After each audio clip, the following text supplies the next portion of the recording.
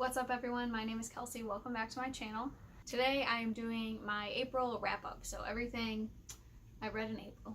I read a total of 11 books, and I DNF'd 3 books. I'm going to start with the DNFs. First is Summer Bird Blue by Akemi Bowman. It's a young adult contemporary about a girl whose sister passes away and her mom can't handle it, so she sends her to live with her aunt in Hawaii. I didn't get very far into it. It's not bad by any means, it wasn't in the mood, and it was making me really sad.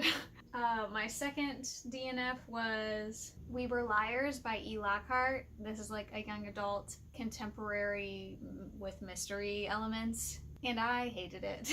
I listened to the audiobook from my library, and I could swear that within the first 20% of the book, I knew what the twist ending was. I knew the explanation for the big mystery. So at that point, I was just over it. I didn't DNF it until 60% because I just couldn't handle it anymore. In addition to the surprise not being surprising at all, the main character was so annoying, and so were her friends. Or her cousins, I guess. So if you're not familiar, We Were Liars is about a family that summers on this island that they own, and it's about our main character, who is the granddaughter of the guy with all the money, and her cousins. And one summer, she wakes up on the beach with no clothes on with a head injury, and we're basically like jumping through time back and forth. She has memory problems, so nothing is clear, and we're basically trying to figure out what happened.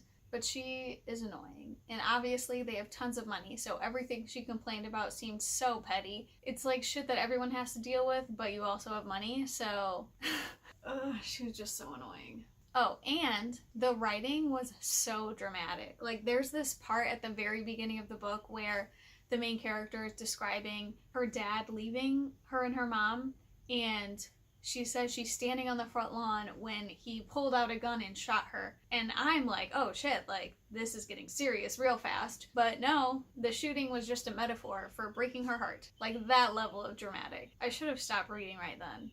Oh well. The third I DNF'd was The Good Neighbor by Maxwell King. This is a biography of Mr. Rogers, and it was good. I just wasn't in the mood for it. My attention kept drifting. I listened to this as an audiobook from my library, but I might come back to it. Now into books I actually finished. First is The Autobiography of a Transgender Scientist by Ben Bars. This is a memoir written by the author, and I read this as a physical book from my library. So, pros. It was really interesting to hear about his childhood and like how he developed his interest in science and just starting out his education. I also really enjoyed the section about advocacy, and that was him talking about things he had done to further women in the field of science, because he has a unique perspective of presenting female during the first part of his career and presenting male the second half of his career, and he very much knows the difference of how he was treated. My only con for this book is that it was divided into 3 sections, so life, science, and advocacy, and the science section did not censor itself. It was very specific and really technical, and most of it went over my head. I did a lot of skimming, but overall I still gave it 4 stars. My second read was Golden Sun by Pierce Brown. I listened to the audiobook from my library for this, and it's the second book in the Red Rising trilogy, the original trilogy. Pros for this book are that it's just really exciting. Like, there's so many intense scenes happening all the time that like I'd be in my car listening to the book and like my heart is racing and I just can't wait to see what happens next. I would get home and sit in my driveway and listen to a few more minutes. Like, the plot is really intricate. There's a lot of like weaving between characters and like slowly discovering betrayals and alliances. But my cons for this book are, it's the second book in a trilogy, so it felt like there was a lot of filler, like a lot of things that did not drive the plot forward in any way. I ended up giving it 4 stars because it was so entertaining, and I'll definitely read the next one. Next is Beneath the Citadel by Destiny Soria. This is a young adult fantasy, another one I read as a physical book from my library. It follows a group of characters. Let's see if I can get the names. Casa, Vesper, Newt, Alice, and Evander. Okay, so it follows this group of characters in a city with a corrupt government, and it's set up so that these seers who can see far into the future are protected and in charge, and then there are government officials that are in charge of dispersing this information to the people. So our main characters find out that there is only one seer left, and the government is trying to find a way to take control even after the seers are gone. The plot is actually a lot more intricate than that, but that's a good starting point. Pros for this book were the magic system was really interesting. There are people that are born with abilities. Seers can see far into the future. Diviners can see limited into the future. And then there are people that can read someone's past on their face. There are people that can see people's memories. But in addition to like inherited abilities, they can also be gifted metal magic. So one of our characters, Evander, paid this person to give him the gift of working with silver. So I thought that whole system was really interesting. I also really loved that this was like another found family story. I really like that. And there is a romance between two boys in this group, but the plot wasn't overtaken by the romance at all. There's a really prominent theme in the book of the idea of fate versus free will, and that was really interesting. And sort of a pro and con, there was this idea sort of sprinkled in about how much our memories make us who we are, and if those memories are taken away, would we still be us? The con part of that is I think it could have been explored more in depth, and it would have added a lot to the book. More cons are that I feel like the larger world building was lacking. We only knew about this city and nothing about the external world or how the city relates to the outside world. Even just like a mention would have been nice. I also wish we had more information about how the characters grew these bonds so tightly. Like, these people are willing to die for each other, but I didn't really understand why. There's a pretty major character death at the end of the book, and it just wasn't emotionally impactful for me. Like, it doesn't upset me to think about it. And my last con is that like the entire plot of this book takes place within 24 hours, and you just never feel that urgency. So overall, I gave this 3 stars. I would still recommend it to people that are really into YA fantasy, but I can't say it was a favorite. I would still pick up more Destiny Soria in the future though, because I feel like the bones of the story were really good. Next, I read The Giver by Lois Lowry. This was an audiobook from my library. If you don't know what The Giver is about, most people do, I feel like. It came out in like 1990 or 1989. And it's a dystopian, or I guess you would call it a utopian future, where society has been ironed out to be flawless. You know, each community is perfect. Households have 2 parents, 1 daughter, 1 son, that are given to them. They go to school until a certain age, then they're assigned a job, and they spend the rest of their teenage years training for this job, and then once they become adults, they do this job until they retire. At a certain point, they're assigned a mate who they cohabitate with, and then they're given children. I mean, this is a kid's book, so it's not explicit about anything, but everyone is given medicine, I assume, to reduce hormones and level out emotions. Nobody has sex in this world. Children are born from women who are assigned to be birth mothers. So that's like the whole world, and our plot follows Jonas, who when he turns 12, Jonas is assigned the job of the receiver. So he is in charge of receiving all of the memories of the world in order to keep them for the community. And throughout his time with The Giver, he's learning all about stronger emotions that people can have. Pain and fear, but also joy and love, and it follows him from there. I gave this 4 stars. A lot of it was nostalgia because I read this book when I was in 3rd grade, I think, and it was one of few books I actually remember enjoying reading in grade school. Pros for the book are it's like good subtle world building for a middle grade book. Everything is pretty gradual and it like eases you into the world. There's a good message about having to experience bad things and good things together, and what is the point if you don't have the super positive emotions? There's also, now that I'm older, I see more of a message about growing up and how you kind of have to leave your childhood naivety behind and understand more about the negative aspects of the world. Cons for this book are that it's pretty one note. Moralistically, there's no countering Jonah's thoughts and feelings or the giver's thoughts and feelings. What they discover is right, and there's no pushback against it. Okay, next I read Upside Down by N.R. Walker. This is a contemporary romance adult romance. I read this as an ebook. It follows our main character Jordan, who is sort of discovering that he's asexual, and he goes to this asexual support group meeting and meets Hennessy, who's the leader of this group, and a romance forms from there. Pros of this are the ace rep was good, and I liked seeing the ace support group. That was nice. There was also this like cast of characters on the bus that they rode together every day that were like fun and entertaining little pieces. I have a lot more cons for this book though. First is that the characters were like paper thin. There's barely any character development.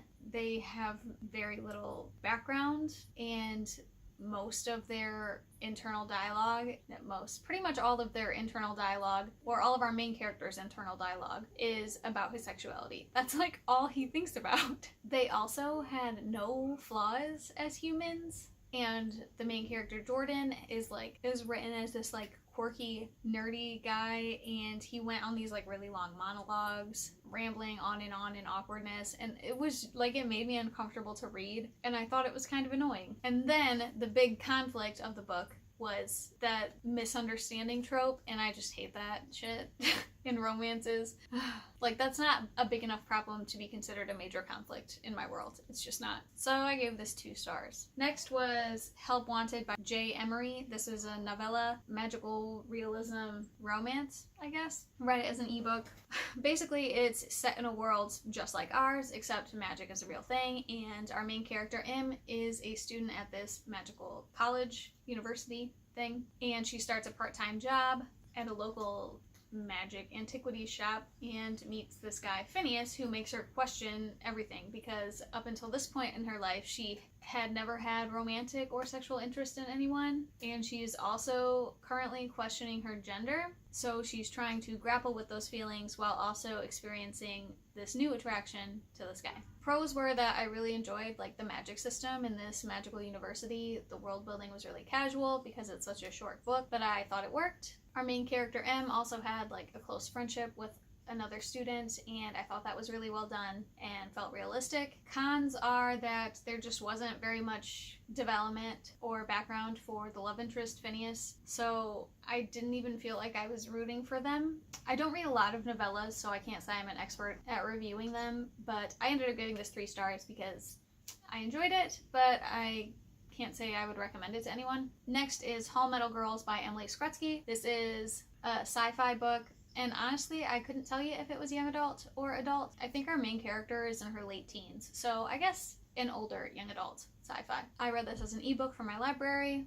We follow our main character, Aisha Unhad, and another main character, Ki Tanaka, who both live on these spaceships that left Earth 300 years ago, searching for another habitable planet after Earth's resources have run out. So on this spaceship, there is this military force called the Scala, who are like human machine hybrids that they make from volunteers. So Aisha Unhad, her little brother has become very ill, and she wants to be able to get him treated. So out of desperation for the money, she signs up to become a Scala, which is super risky because there's a very high probability that the transition will kill you. Our other character, Ki Tanaka, is a part of this Scala unit, which is made up of 4 people, but Ki is missing a lot of memories. She doesn't understand why she volunteered to be Scala, and she doesn't remember a lot of recent parts of her life, but she is from an elite ship and from a family with money, so it doesn't make a lot of sense to her why she would do this. Pros of this are, at the very beginning of the book, our main character Aisha becomes Scala, and the descriptions of that process were so disturbing and creepy. It was super effective, and it really got me into the tone of the whole book. It also did a great job of discussing like the loss of autonomy when you become Scala, because these machines are controlled by their higher ups. So our unit of 4 is controlled by their unit leader, and the unit leader can override physical control. It also has quite a bit about lack of consent, because each unit is psychologically linked. So they can hear each other's thoughts, the idea being that they can work together more effectively if they know what each other's thinking, but it also pushes like unwanted information about relationships into other people. Aisha describes herself as asexual and aromantic, so it's traumatizing for her to have to see the sexual relationship of two other people in the unit. Another pro is the relationship between the two main characters, Aisha and Key. They're not besties, for sure. They antagonize each other a lot, especially at the beginning of the book, and the way their relationship develops felt really realistic, and it was really nuanced. There are a lot of like small conversations and little interactions that make those changes in the relationship without huge paragraphs of exposition or super long dialogue or anything like that. Oh, one of our side characters, one person in this unit is trans, and our main character wears a headscarf. When she becomes Scala, they take off all the hair, so she only wears a headscarf at the very beginning of the book, but that was a character feature I thought worth mentioning. Oh, another thing I really liked about this book was the themes of where military forces come from. These spaceships are separated by class. So the further up the spaceship is, the higher class, the more money they have, the more privileged they are, the less they have to struggle. The farther back you go, the more poverty the people have to suffer with. So Aisha is from one of the back ships, and Key is from one of the front ships. And they basically, it's pretty upfront that Key doesn't understand why she would do this to herself. Why would she join this force? She didn't have to, but Aisha did have to. And that's an interesting thing to think about, where these military forces come from, mostly poverty ships, because they don't have a choice. And while they say it's voluntary, everyone knows where the volunteers are coming from. Okay, cons of this book. The technology isn't really explained about, not so much the technology, but why they decided to do this Scala thing rather than just having like a military of robots. Like, I don't think it was ever touched on. If they have such advanced technology that they can literally make android humans, why wouldn't you just have robots that could be fully controlled without any human thought? That would have solved a lot of problems in the military forces. Another con, which is like really nitpicky of me, but I have to mention it, is that there was this expression that all the characters kept using. Doesn't make any sense, okay? They kept saying Starlight's wasting, as in they're wasting time and they should get their shit together and get on it, but it's dumb. Because it explains that on these ships they have lighting systems set up to simulate day and nighttime. To be clear, on a spaceship there isn't really day or night because there's no planet. The planet doesn't rotate. There's no facing the sun and not facing the sun. Day and night are abstract, okay? So the expression Starlight's wasting really annoyed me every time they used it. There's this part where they're in these Scala suits. This isn't spoilers. They're outside the ships and they said it. And I'm like, but look around you. The sun is there. There's no planet rotating. You're not going to run out of sunlight. If you're on the bright side of the ship, you're in the starlight. If you're on the dark side of the ship, you're not. It drove me nuts. It's so nitpicky of me, but that kind of shit really bothers me in sci-fi. Like, explain your colloquialisms. Anyways, I did really enjoy this. I ended up giving it 4 stars. Next is Station 11 by Emily St. John Mandel. This is a reread via audiobook, one of my favorite books of all time. It's adult literary fiction about a post-apocalyptic event, basically. A virus wipes out like 99% of the population within a matter of months, and the story follows a few different timelines and a few different perspectives. But one of our main perspectives is Kirsten, who is traveling with this Shakespeare and symphony troupe from settlement to settlement to keep art alive. The writing is beautiful. The characters are so well put together. They're so nuanced and so believable. The bonds between the characters, the people in the troupe are realistic, and the way Emily St. John Mandel like weaves all the different stories and perspectives together is just so good. It's one of those books that I tell everyone to read. So obviously 5 stars. Next was Wicked Saints by Emily A. Duncan. This is a young adult fantasy. I read the physical book. Haha. Physical book. I'm not really going to talk about this because I plan on doing a full review next week. Logically, this should be a 3 or 4 star book. Emotionally, I'm invested. I gave it 5 stars. Next is Josh and Hazel's Guide to Not Dating by Christina Lauren. Trying to get back into romance a little bit. I went through a phase several years ago where I just read romance nonstop and I super burnt out on it. So I picked this up because it gets a lot of good reviews. It follows Josh and Hazel. Hazel, who is a little odd, embarrasses herself a lot, in front of Josh, who was her TA in college. Years years later, she starts a new job, and it turns out that Josh is her co-worker's brother. So they meet. Hazel decides that they're BFFs now, and Josh has recently ended a relationship, and they decide to get back out there together. So they go on all these blind dates together that they set each other up on. Pros. It was really sweet and cute. Hazel is really adorable. There was a point at the beginning of the book that I worried she was gonna get too, like, quirky female love interest, you know, the stereotype, but I feel like her self-awareness helped us steer away from that. Josh is like the ideal love interest, and it was really easy to root for them to be together. Like, reading this whole book, I was like, yeah, Josh and Hazel, I just want them to be together. The blind double dates that they set each other up on were fucking hysterical. I literally laughed out loud several times reading this book just because the situations are so fucking funny. Also, the sex scenes are really good. They didn't like make me cringe or anything. There wasn't any weird euphemisms or metaphors for body parts. I hate that. My only con was this has a twist that is just something I don't enjoy in romances. I think it's annoying and cheap, but I still gave this 4 stars because it was such an entertaining read. My last book was A Curse So Dark and Lonely by Brigid Kemmerer. This is a young adult fantasy. It's a Beauty and the Beast retelling. So we follow our main character Harper, who is transported from Washington, D.C., our world, our time, to a parallel fantasy world that reads sort of like the Middle Ages. In this fantasy world, Ren, our prince, has been cursed to relive the autumn of his 18th year over and over and over again until he finds a girl to fall in love with him. Sounds like a pretty standard Beauty and the Beast retelling, but it was actually really unique. Harper she's such a good character. She's really strong, but she has CP, so cerebral palsy, and limited function in one of her legs. So she works around it. She just does. Like, there's no whining or bitching about it. There's one point in the book where she says, I'm not injured. I was born this way. I'll die this way. Teach me to work around it. I love that. But Harper is also like a sensitive soul. And while she is very upset that she's been fucking kidnapped against her will, and she's very determined to not fall in love with Prince because how could she really feels for him. She empathizes with him, and she wants him to succeed even without her because she cares about him and his kingdom and his people. So I love that.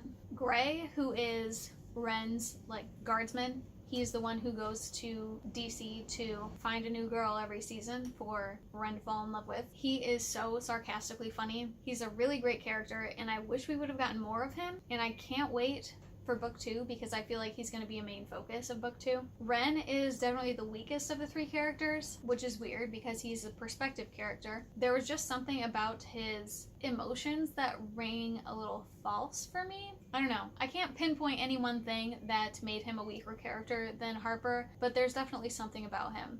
The end of the book is not like the end of Beauty and the Beast. Well, not like, I should say, the end of the book is not like the Disney version of Beauty and the Beast. So I was pleasantly surprised by it. The villain in the story was also interesting. She is kind of evil for the sake of being evil. Like, she's bitter and upset about things that happened in her past, so now she just wants to torture Ren, and that's like her endgame. That's what she wants. Ren to be unhappy. Oh, brief mention of the other side character, Zoe, who ended up being Harper's guards woman.